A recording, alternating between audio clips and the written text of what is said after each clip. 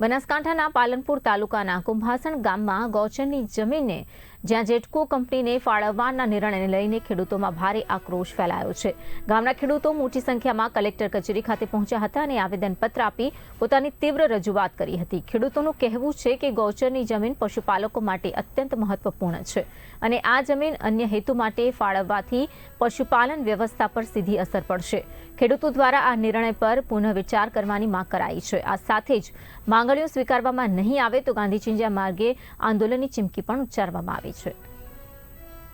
ગૌચરની જમીન જે પંચાયત હસ્તક આવેલી છે, જેનો સર્વે નંબર 9 1281 ને 1570 છે।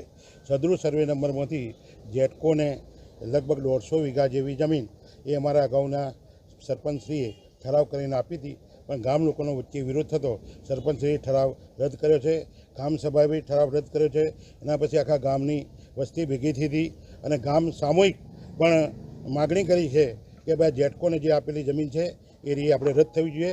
એટલે માન્ય કલેક્ટર સાહેબને આવેદનપત્ર આપવા માટે આજે ગામના પ્રતિષ્ઠિત વ્યક્તિઓ તેમજ આજુબાજુના વ્યક્તિઓ બધા સાથે આવ્યા છે। ગામમાં લગભગ 500 માણસોનું ટોળું તેઓ હતું, પણ અહીંયા બાજરીની સિઝન હોવાથી અને ગરમી હોવાથી અમે તેમને સાથે નથી લાવ્યા, પણ અમે આજે જે સિલેક્ટેડ માણસો આવી અને માન્ય કલેક્ટર સાહેબને આવેદનપત્ર રજૂ કર્યું। અગાઉ અમારા સરપંચશ્રીએ કુંભાસણ ગ્રામ પંચાયતના સર્વે નંબર 1281 ને 1570 નંબર જે ગોચરની જમીન છે તે ઠરાવ કરીને જેટકોને આપેલી, જે બાદ ગ્રામજનો તેમજ પંચાયત સદસ્યોને જાણવા મળતો તાત્કાલિક ઠરાવ રદ કરવામાં આવે છે।